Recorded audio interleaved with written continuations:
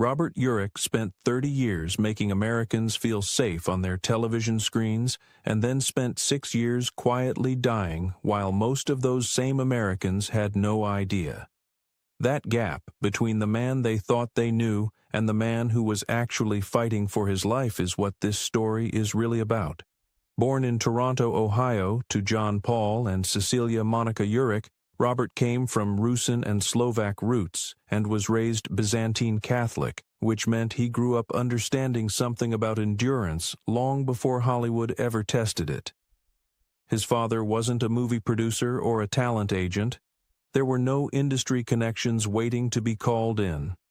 What Robert had instead was a natural athletic ability that earned him a football scholarship to Florida State University, and that's where fate handed him the most consequential friendship of his career.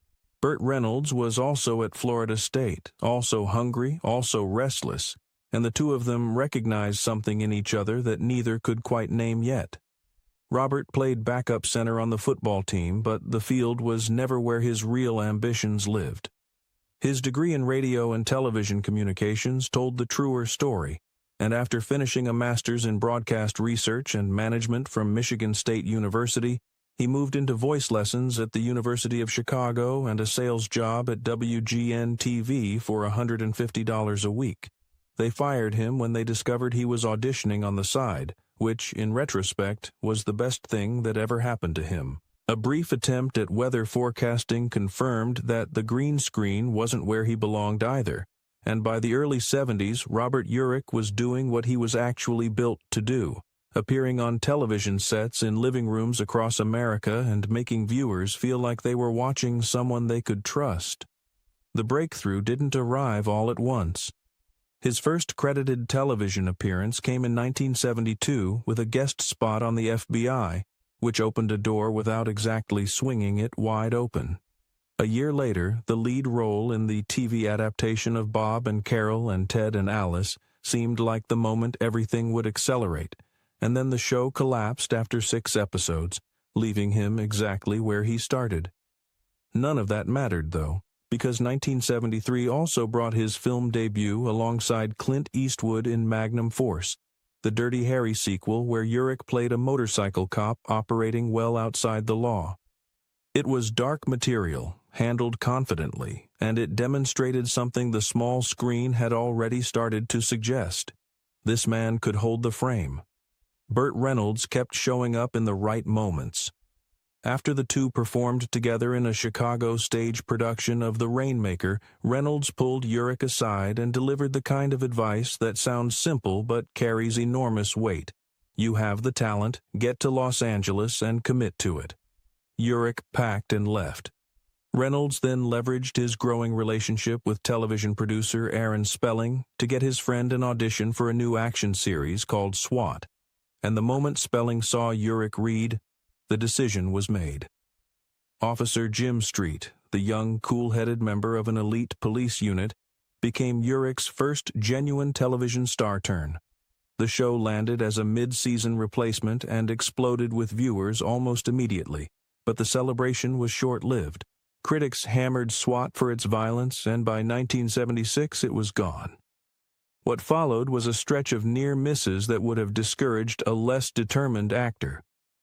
A comedic role on the hit sitcom Soap in 1977 earned him good notices, but not a permanent seat.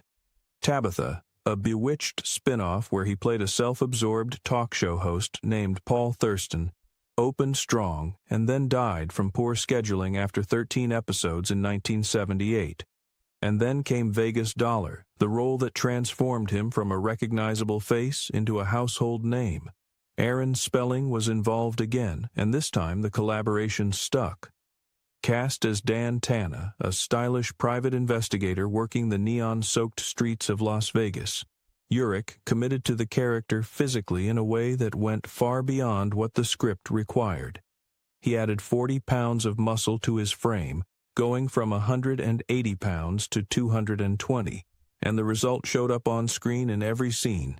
Vegas Dollar was a hit almost from its first episode, earning Urich 2 Golden Globe nominations and establishing him as a legitimate leading man rather than just a reliable television presence.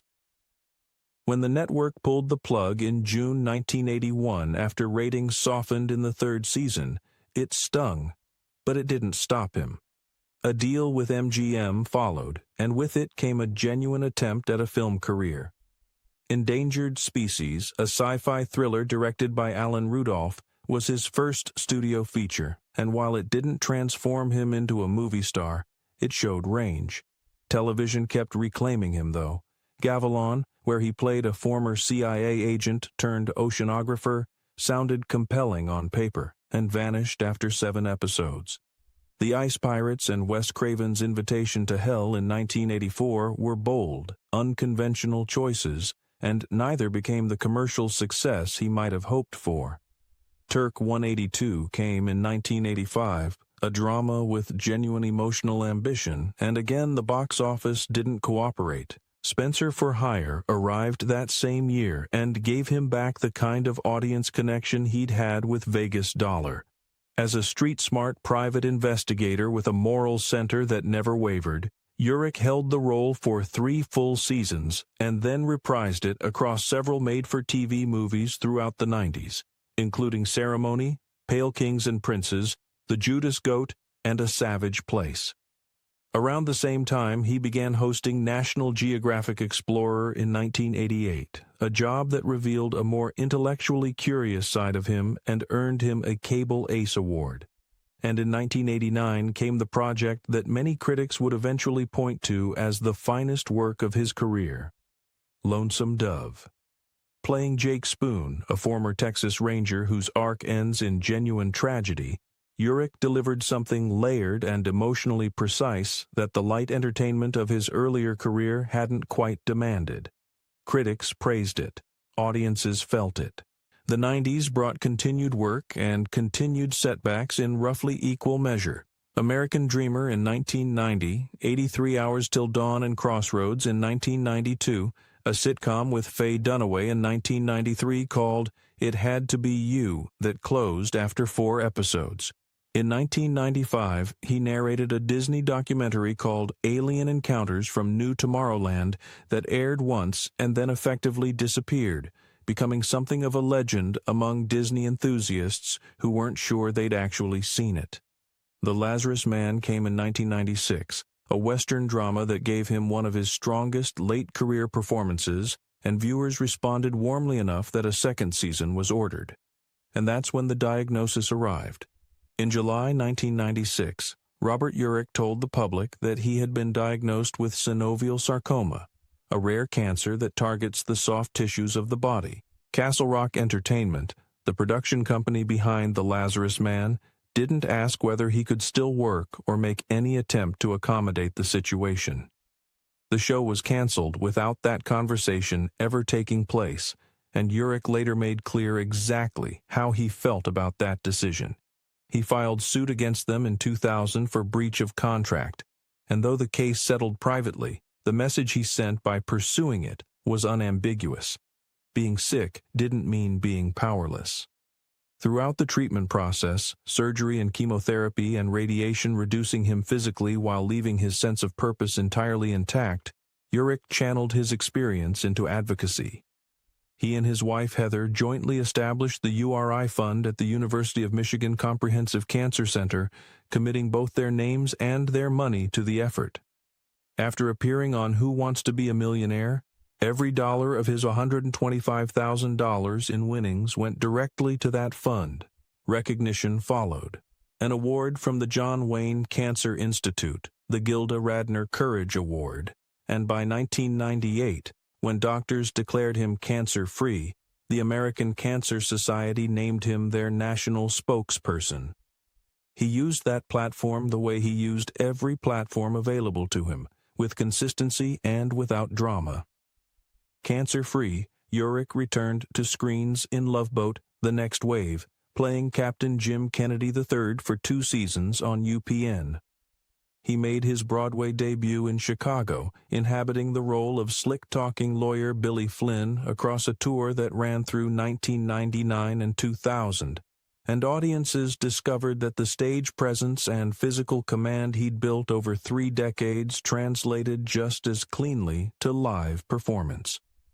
In 2001, he joined the cast of Emerald, a sitcom built around celebrity chef Emerald Lagasse, and while the show failed to connect with critics or viewers, those who watched noted that his performance stood apart from the surrounding material. It would be his final series. His last performance of any kind came in Night of the Wolf, a made-for-TV movie that aired on Animal Planet the night before he passed away. In November 2001, Urich disclosed that new lumps had been found, and once again he expressed optimism rather than defeat, describing a new medication that appeared to be helping. By April 2002, his condition had deteriorated to the point where breathing complications required hospitalization at Los Robles Hospital and Medical Center in Thousand Oaks, California. On April 16, 2002, Robert Urich died at the age of 55, with Heather and their 3 children beside him.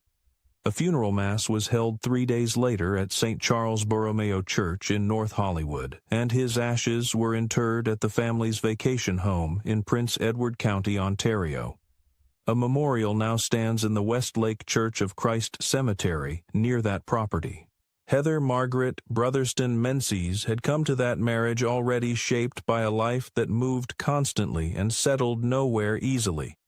Born in Toronto on December 3, 1949, to Scottish parents who had emigrated to Canada after the Second World War, she had lived in Vancouver, Miami, London, and Southern California before she was 14 years old.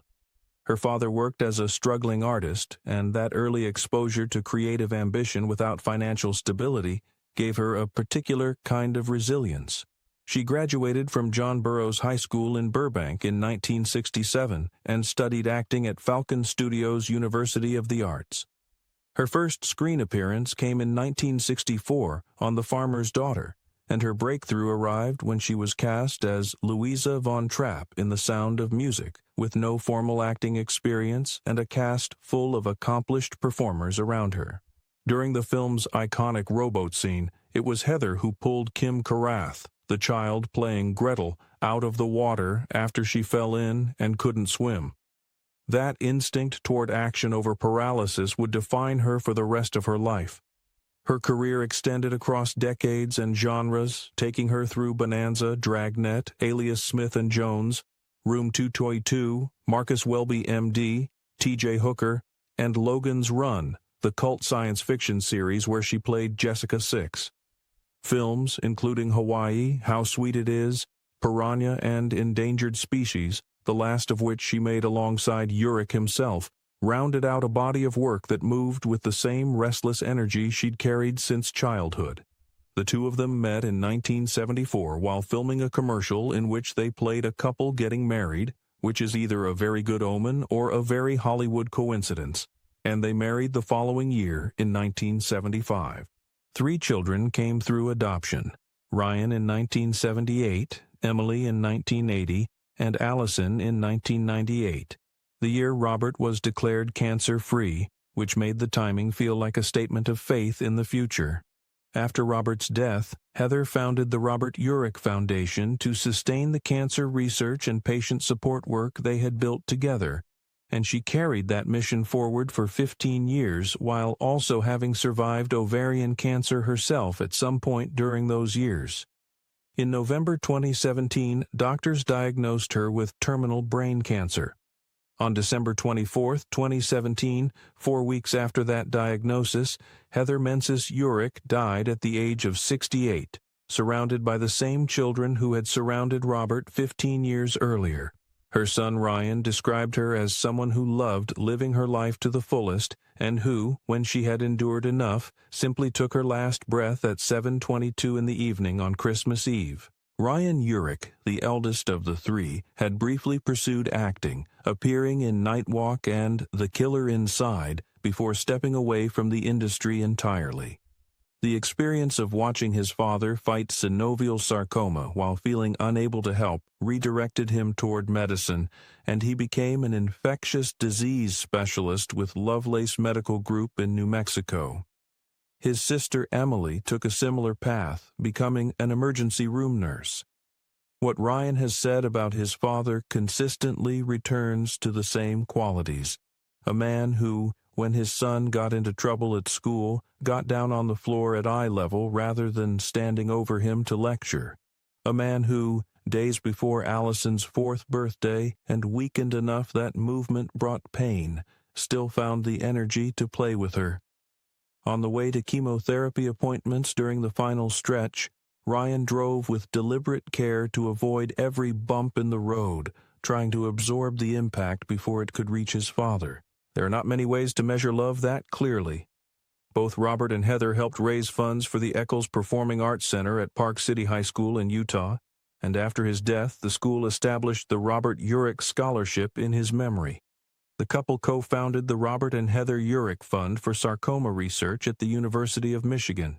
In his hometown of Toronto, Ohio, a highway interchange carries his name. At 7083 Hollywood Boulevard, a star on the Hollywood Walk of Fame marks what he built over 30 years of work, and for a long time he remained the only honoree whose last name began with the letter U until Usher joined him there.